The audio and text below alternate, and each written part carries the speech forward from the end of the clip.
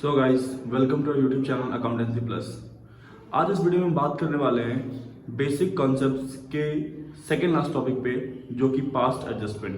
ठीक है गाइस, ये जो टॉपिक है एग्जाम में, सीबीएसई के एग्जाम में, क्लास 12 में या बिहार बोर्ड हो, कोई भी बोर्ड एग्जाम में, ये हर साल कंसिस्टेंट बेसिस पे पूछा जाता है। ऑलमोस्ट इसका वेटेज 4 to 3 मार्क्स का है, जो कि आपको हर ईयर के क्वेश्चन में मिल जाएगा। इस टॉपिक में पढ़ना क्या है, तो इस टॉपिक को पढ़ने से पहले जो प्रीवियस कॉन्सेप्ट्स है, जैसे कि interest in capital, interest in drawing, PL option account, partnership deed, ये सारा कुछ क्लियर होना चाहिए। अगर ये सारे पॉइंट्स और टॉपिक्स आपको क्लियर होंगे, then you can only be able to solve past adjustment. Sir, इस टॉपिक में हमें करना क्या है, तो ये टॉपिक आपको क्लास 11 का एक चैप्टर है उसकी याद दिलाता है, जिस चैप्टर का नाम है रेक्टिफिकेशन ऑफ एरर्स। बिल्कुल कुछ ऐसा ही यहाँ पे हमें करना होता है। एक्चुअली होता क्या है कि यहाँ पे हम लोग कुछ गलती कर चुके होते हैं, जिस गलती को हमको सुधारना है। मतलब सेम वही चीज जो हमने क्लास 11th के टॉपिक रेक्टिफिकेशन ऑफ एरर्स में पढ़ रखा है, बट यहाँ थोड़ा डिफरेंस है। पहला डिफरेंस क्या है, नाम का। जैसे रेक्टिफिकेशन ऑफ एरर में हम लोग 3 एंट्रीज पास करते थे। पहला होता था करेक्ट एंट्री, फिर रॉन्ग एंट्री और फिर रेक्टिफाइड एंट्री। यहाँ पे होगा रॉन्ग एप्रोप्रिएशन, करेक्ट एप्रोप्रिएशन और उसके बाद एडजस्टमेंट एंट्री। अब सर, ये पास्ट एडजस्टमेंट है क्या, ये करना क्यों पड़ता है? तो एक्चुअली जो लोग अकाउंट्स प्रिपेयर करते हैं ना बेटे, जो अकाउंट्स बनाते हैं, वो हमारे और आपके जैसे इंसान होते हैं। अब इंसान है तो इंसान से गलती होना स्वाभाविक सी बात है। इंसान गलतियों का पुतला होता है, गलती करके ही इंसान सीखता है। तो अकाउंटेंट से भी गलती हो जाती है।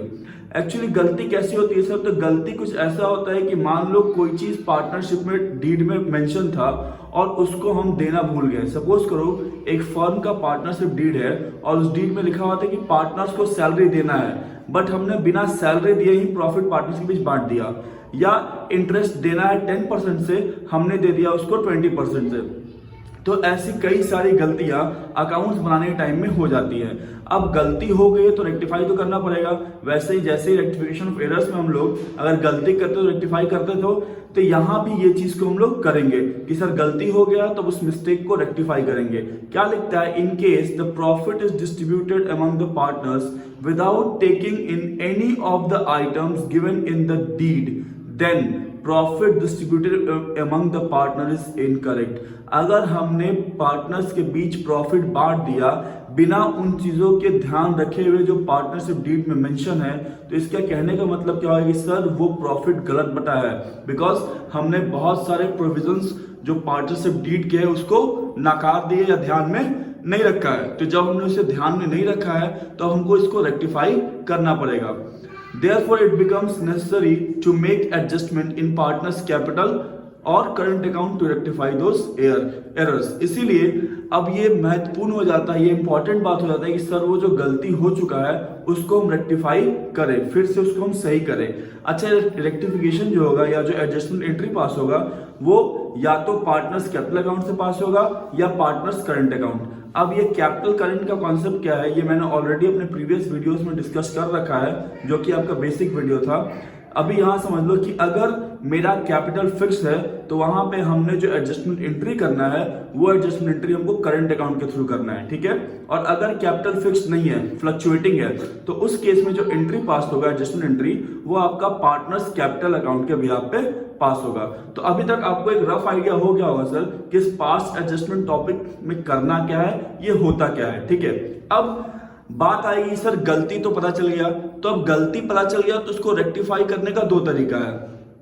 पहला तरीका क्या है कि आफ्टर क्लोजिंग ऑफ अकाउंट्स, मतलब हमने जब पार्टनरशिप किसी फर्म का पूरा बुक्स ऑफ अकाउंट बना दिया तब पता चला कि ये गलतियां हैं, तो उस केस में क्या करेंगे। और दूसरा जो है बिफोर क्लोजिंग ऑफ अकाउंट्स, मतलब पार्टनरशिप फॉर्म का बुक्स ऑफ अकाउंट क्लोज होने से पहले गलती पता चल जाए। तो ये जो नेक्स्ट केस है ना, ये एग्जाम में नहीं आता है, बिकॉज इस केस में क्या होता है कि हमने फिर से वो अकाउंट प्रिपेयर कर देना है। अगर हमने गलती पीएल ऑप्शन अकाउंट में कर दिया है तो हमने फिर से पीएल ऑप्शन अकाउंट बना देना है। या if you have done mistake in partners capital और current account, then we are going to prepare it again. But the problem arise when you have close the books of account. हमने books of account close कर दिया है, अब पता चला कि sir ये गलती हो गई है, अब उस केस में उस गलती को हम रेक्टिफाई कैसे करें। तो बेटा अब ये पॉसिबल नहीं है कि हम फिर से पूरा बुक्स ऑफ अकाउंट बनाएं, ठीक है। It is not possible that we are going to make the whole books of account again. तो उस केस में हम यूज करते हैं एडजस्टमेंट एंट्री, कि एक एडजस्टमेंट एंट्री पास कर देना है। अब वो एडजस्टमेंट एंट्री को पास करने के लिए आपको एक एडजस्टमेंट टेबल बनाना पड़ेगा, ठीक है। वो टेबल क्या है उस पर हम लोग थोड़ी देर बाद आते हैं। पहले बात करते हैं सर गलती किस तरह का हो सकता है। तो देखो बेटा गलती कैसा होगा, जो जनरली जो 4-5 टाइप्स हैं, in general I am talking in general, जो एग्जाम में आते हैं, इससे ज्यादा भी हो सकता है, बट जनरली ये 4-5 टाइप का है। पहला क्या है, omission of interest, salary, commission etcetera. मतलब किसी पार्टनर को इंटरेस्ट ऑन कैपिटल या इंटरेस्ट ऑन ड्रॉइंग या सैलरी या कमीशन ये सब देना था, वो हमने नहीं दिया। तो ये एक सिंगल मिस्टेक हो गया कि आइदर इंटरेस्ट देना था नहीं दिए, या आइदर सैलरी देना था नहीं दिए, कमीशन देना था नहीं दिए, मतलब छूट गया। ये हुई एक गलती, ठीक है। नेक्स्ट क्या है, omission of interest, salary etcetera and wrong distribution of profit. अब बेटा इस केस में 2 गलती हो जाएगा। पहला गलती क्या हुआ सर, पहला गलती हमने ये कर दिया कि हमको इंटरेस्ट और सैलरी देना था जो हम नहीं दिए, ठीक है। दूसरा गलती क्या हुआ सर, कि बिना उन चीजों को पीएल अकाउंट में चार्ज किए हुए हमने प्रॉफिट को डायरेक्ट डिस्ट्रीब्यूट कर दिया। मतलब जो डिविजिबल प्रॉफिट हमने डिस्ट्रीब्यूट किया है पार्टनर्स के बीच, वो क्या है, इनकरेक्ट है, बिकॉज उसमें से ये सारे आइटम घटे नहीं होंगे। तो एग्जाम में जो सेकंड केस है ये आने का चांसेस ज्यादा होता है कि आपने कुछ ओमिशन कर दिया, ठीक है, या गलत चार्ज कर दिया और उसके बाद प्रॉफिट को भी बांट दिया। तो उस केस में क्या हुआ कि आपके अकाउंट पे डबल एरर का इम्पैक्ट पड़ गया। एक, आपने जो इंटरेस्ट और या सैलरी और कमीशन जो नहीं दिया, और दूसरा क्या, बिना दिए हुए उसको उस प्रॉफिट को बांट दिया। तो ऐसे एरर्स के केस में हम बनाते हैं एडजस्टमेंट ऑफ टेबल या टेबल ऑफ एडजस्टमेंट। अब एडजस्टमेंट टेबल क्या होगा, तो जितने पार्टनर होंगे उतना अमाउंट कॉलम होगा और एक टोटल कॉलम होगा फॉर्म का, ठीक है। ध्यान सुनना, इसमें क्या करते हैं, इस टेबल में हम सबसे पहले लिखते हैं रॉन्ग एप्रोप्रिएशन, मतलब जो गलती हमने कर दी। अब सपोज करो प्रॉफिट हमने गलत बांट दिया, तो अगर प्रॉफिट गलत बांट दिया है तो अब वो पार्टनर्स में ऑलरेडी बच चुका होगा, ठीक है। तब उसके इंपैक्ट को खत्म करने में उसे क्या करना पड़ेगा, डेबिट करना पड़ेगा।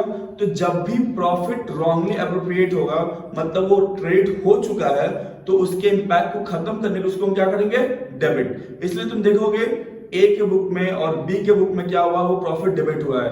अगर बेटा ये लॉस होता, सपोज करो अगर ये लॉस होता, तो लॉस क्या हुआ होता, डेबिट हुआ होता, तो अब उसको क्या कर देंगे, क्रेडिट। मतलब जो हमने कर दिया है उसका अपोजिट काम हमको रॉन्ग एप्रोप्रिएशन में करना है, ताकि उसका इंपैक्ट खत्म हो सके, ठीक है।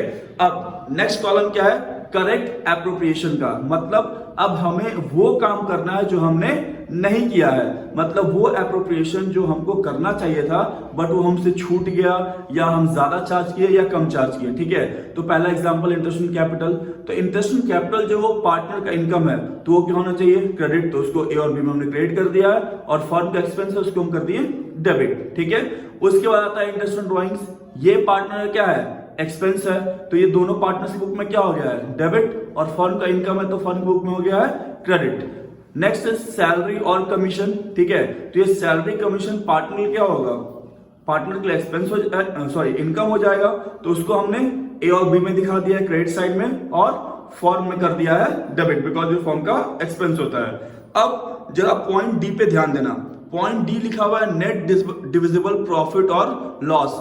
इसको कैसे निकालना है, तो इसको निकालने के लिए आपने जो क्वेश्चन में प्रॉफिट दे रखा है, जो क्वेश्चन में प्रॉफिट आपको दिया हुआ है, उस प्रॉफिट से आप ये सारा एप्रोप्रिएशन आइटम माइनस कर लोगे पहले। मतलब जो तुमको प्रोवाइड करना था और तुम प्रोवाइड नहीं किए हो, ठीक है, उस सारे चीजों को प्रॉफिट से घटा लोगे। उसके बाद जो प्रॉफिट आएगा उसको तुम पार्टनर्स में ओल्ड रेशियो में बांट दोगे, ठीक है। तो अल्टीमेटली क्या होगा, डेबिट का टोटल हो गया और एक क्रेडिट का टोटल हो गया, ठीक है। नेट इफेक्ट में हम क्या करते हैं सर, 1 - 2, मतलब total of debit minus total of credit, दोनों को घटाना है, और साइन उसी का लिखेंगे जिसका अमाउंट बड़ा होगा। अगर सपोज करो डेबिट का टोटल है 8000, ठीक है, और क्रेडिट का टोटल है 6000, तो डिफरेंस कितने का आया, 2000 का सर। लेकिन हम यहां लिखेंगे डेबिट, क्यों, बिकॉज डेबिट का अमाउंट ज्यादा है। अगर अब सपोज करो बी में क्या होता है, बी में हो जाता है डेबिट 6000 और क्रेडिट 8000, तो यहां पे डिफरेंस कितना आएगा, 2000 का, बट साइन किसका होगा, क्रेडिट का। तो ध्यान देना है कि लिखना आपको नेट इफेक्ट में डिफरेंस है, डिफरेंस इसका टोटल डेबिट और टोटल क्रेडिट का, बट वो जो नेट इफेक्ट में साइन जाएगा ना, वो साइन जाएगा डेबिट का या क्रेडिट का जिसका अमाउंट बड़ा होगा।